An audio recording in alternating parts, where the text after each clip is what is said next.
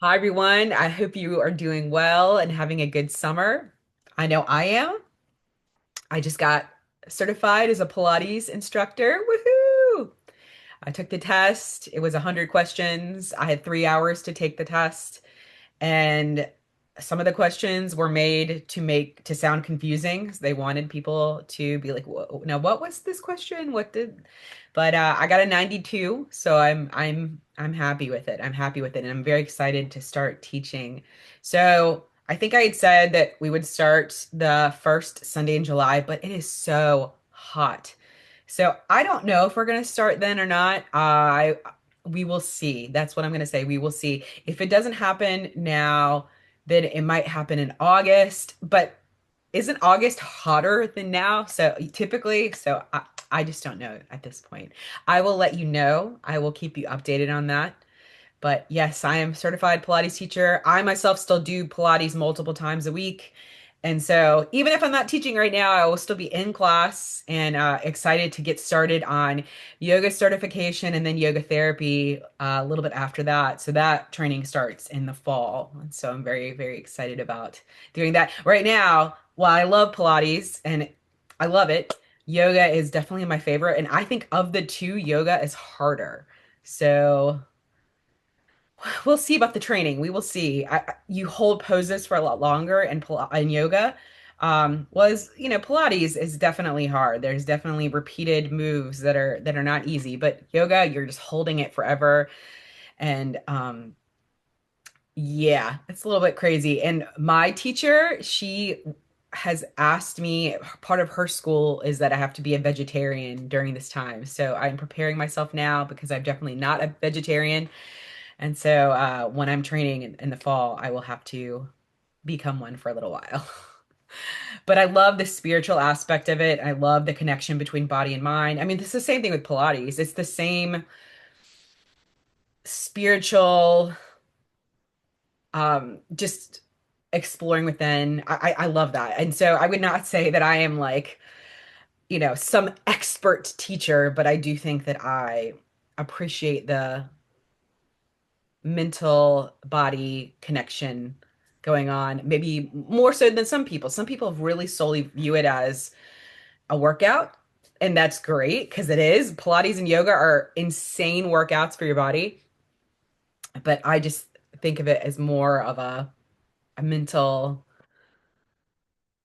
it's just spiritual connection. It connects us to the spirit. Well, we become more focused inward and it balances our nervous system and it so in the Pilates that I will be teaching, I will be adding some nervous system exercises, some things to do to help the nervous system. And so it might not feel quite like the Pilates classes you have taken before. It's not going to be as athletic as maybe you're used to, but I tell you, it's just amazing. And so I will be using the last 10, 15 minutes after we go through our class to do some nervous system type exercises, or when I say exercises, moves, because these are not weight bearing, they're not strenuous, they don't get your heart rate up, they don't, you're not breathing hard. But these are unique movements, and how we move our bodies is interesting, how it can balance and um yeah, balance our nervous system. It's quite amazing. So I told you I do Pilates and yoga all the time, but I also do somatic exercises like almost every day. So I'm already doing, and I can tell a huge difference in my body. I'm not holding as much stuff anymore. I feel energy moving in. Now, we can talk more about this. I also believe in acupuncture. I've been doing acupuncture for a long time. And, obviously fueling your body in the night a good way, lots of water, but also having boundaries. And that is tough for us musicians sometimes. And it's tough just out in the world to have boundaries around things. But the more that you can create time for yourself and space for yourself, the better you will be when you're around people. And It's not foolproof. It's not 100% guaranteed that you're always going to be able to be balanced and your nervous system is always going to be able to be balanced, but it definitely makes the chances of it happening much higher. And so, again, acupuncture is great. If you guys have never tried acupuncture, yes, I know people are afraid of needles, but I've been doing it for years. It doesn't, you kind of become desensitized to it. It doesn't hurt as much. Also, I would say that the ones that go into your back and the ones that go in maybe to your belly or the ones that are going into your legs don't hurt as much as say the ones going into your ankle or um, into your arm or something like that. But even still, you get used to it. And I always call it electrified. I like to get electrified when I do it. So they'll hook me up to this vibration thing that connects the needles to it, and so I always feel like a lot of energy is moved through my body, and so I really haven't gotten sick in a long time, and I attribute it to that. And then doing the Pilates and somatic exercises, and then you guys know I've started EMDR, so all these like electrifying things, right? So EMDR is another thing where it's vibrations, and so you're holding it the machine and it, and so again, you work through stuff while you hold these things. So there's a lot of energy moving through my body right now. And so I want to transfer what I've learned through all of this stuff to you in these classes. And I think as singers and as musicians and just in general, we are so tightly wound.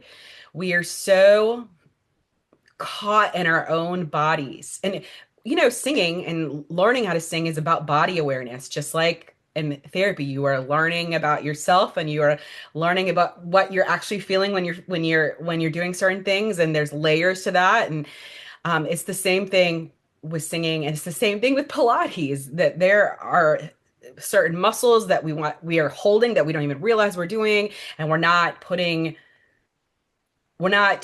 using the right muscles. So I've learned that I tend to use my hip flexor muscles instead of my abs some of the time, especially if legs are going up and down. I think a lot of people do that. And so it's really cool. So when you're doing anything where you're lifting your legs or you're coming over any forward fold, anything like that, see if you can relax your hip flexors and see if that means it's going to go much slower, probably, at least initially, and see if you can only use your ab muscles, and so that every movement comes from those ab muscles. So it's been quite revelatory for me in this because, I am a researcher. I read a lot. I listen to a lot of podcasts and do stuff. And so I always think like, oh, I know this stuff. I know this stuff. I know. And no, I didn't, because I wasn't feeling it. And so you can do as much research as you want to, but if you don't know how it feels, if you don't know how it feels, then you're not going to grasp. And so I want to again transfer everything that I'm learning from this to you. Is it the answer to all of our problems? No. But is it going to help us become more aware and listening to our bodies and listening to ourselves and our intuition and our gut, and like does it make us more connected to the each other and the spirit world and just our bodies? Yes. So if you were looking for something that's maybe different than what you would find at a gym, something that maybe has a little bit more of a mental body connection component, then please reach out at hello@raleigh.schoolofmusic.com, and I'd like to work with you. Again, not necessarily the answer to all of our problems in this world, but it definitely can help, and it gives us some autonomy and confidence, and like a foundation of just of how to be in our bodies from day to day. Okay, so on that note, I want to talk about this is kind of a no-no subject for for music schools, but I am just on my soapbox today. There have been this message has come in a bunch of different ways recently, and I just need to say something. And I had debated about talking about this before, and I've decided I'm going to do it anyway. So me and my TMI, but I got to talk about healthcare and the state of healthcare right now. And being a musician and how we have typically very crappy healthcare. Since a lot of musicians they are employed by themselves, they have to get their own insurance. A lot of us, and I know quite a few musicians that do not have any insurance whatsoever at all. It is not even a possibility for a lot of us. So I have managed to be able to get a insurance plan for the past few years on the health exchange. And is it my favorite? No, it is not. Do I think that it is predatory? Yes, I do. Do I think I am wasting money? Yes, I do.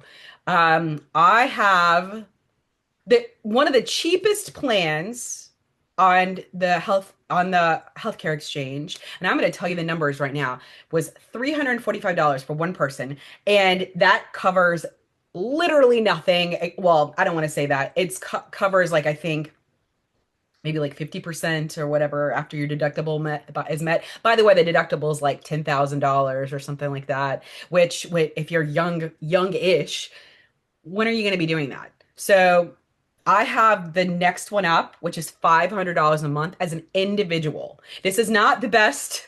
This is not anywhere near the best for the healthcare exchange. You know that they're tiered like bronze, silver, and gold. And it has not been a good insurance. Not because it doesn't cover stuff, because it does. It's just very, very selective. And how the things that are covered, it's like hit or miss. You just don't know. And it's not self-explanatory. And the deductible was, I think, a much less than $10,000, thank goodness. But I'm really seriously thinking about not being on it anymore because I think that I'm subsidizing this insurance company so they can do who knows what. I think that how we charge the insurance companies for stuff and how they like keep upping the charges and stuff and is horrible. But I also understand because the insurance companies do not reimburse enough. But I think there was a problem. We needed, when the healthcare exchange was created, we needed a way for people who had pre-existing conditions to be able to be insured. And we also needed more coverage overall for everybody, right? But what happened in healthcare exchange is that it put it in the hands of the insurance companies, right?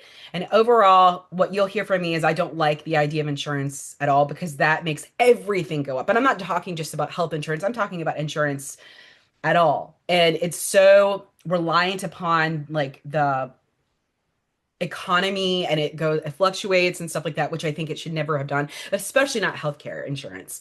But we've heard that, oh, but we don't want death panels, like people to decide, but the insurance companies are doing that. They are deciding what medicine is going to be covered versus what medicines are not going to be covered.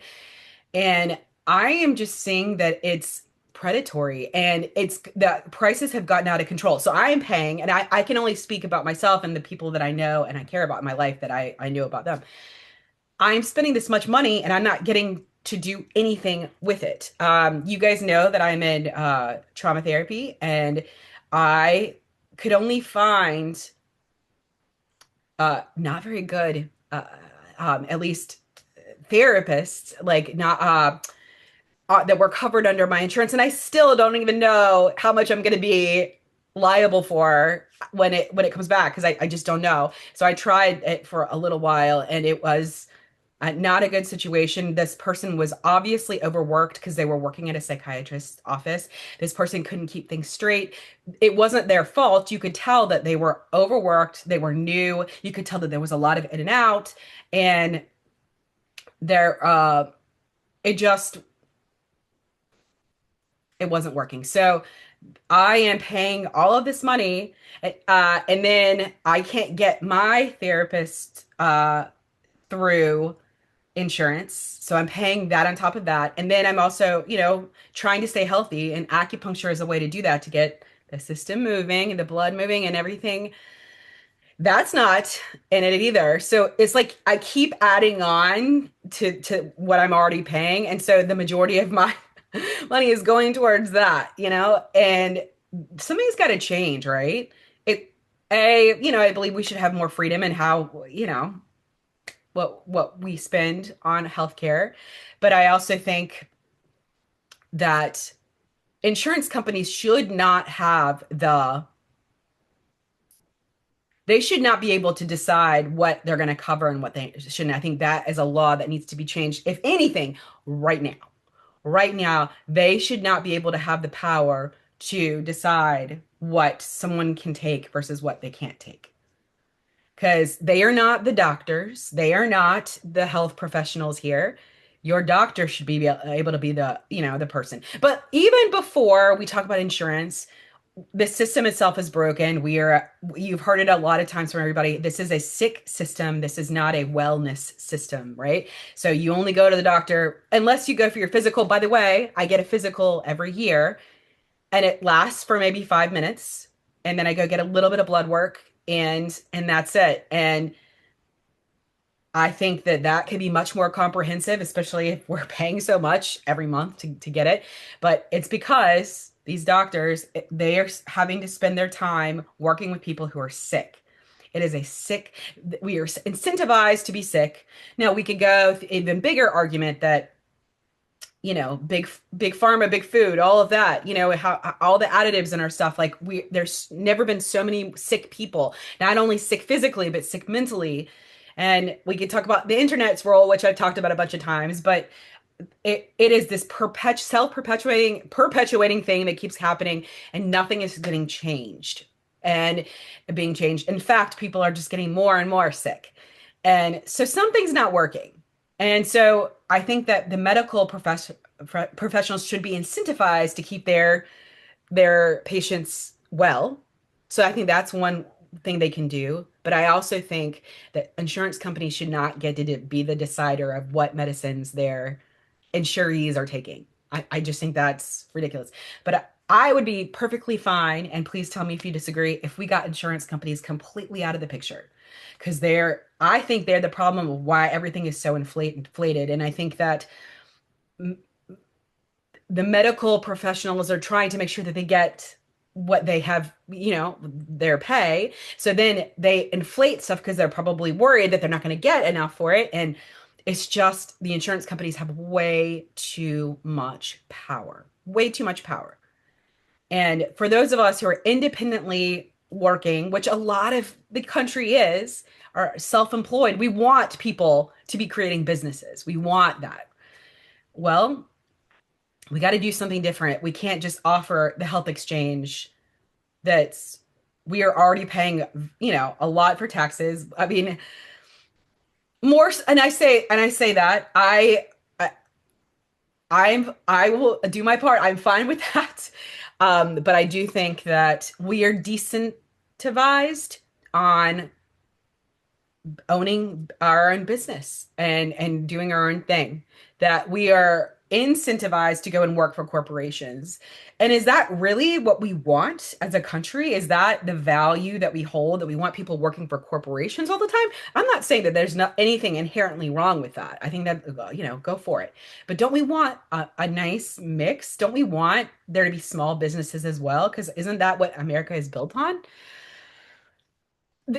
So, us musicians, when the economy starts to go bad, we feel the brunt first. Can you imagine as to why? It's because people can't do the extra stuff anymore. And so, I think what would help us is to start with the healthcare stuff, right? And I don't know what that looks like in terms of deductible and all that stuff, but it's too darn expensive right now. I know for me, again, the majority of my paycheck is going towards healthcare right now. And I would like, eventually, I hope that that will change, but it's not yet. So I'm very much just trying to decide if I want to end my health insurance this after this month. And I'm being very blunt with you right now. But musicians, please, chime in. Actors, anybody who's in the performing arts, chime into this. I think that we feel a loss of power. We don't feel like our voices can be heard. Um, if we want more people, if we want to continue the tradition of classical music, if we want to continue the tradition of music in general, then we've got to stop hurting our musicians. And we've got to, we've got to start advocating for them. And I think a big way would be in changing how healthcare is paid for and changing the incentives and again, not letting the insurance companies decide what medicine we can take. I think those are good starts. And then maybe hopefully get them out of there. But I am willing and open to try different ways. And if you have another idea on here, please, I would love to hear it. I am not tied to any certain way about this. I just think that nothing has been done. We are continuing on this path and nothing has changed. And so pretty soon, I mean,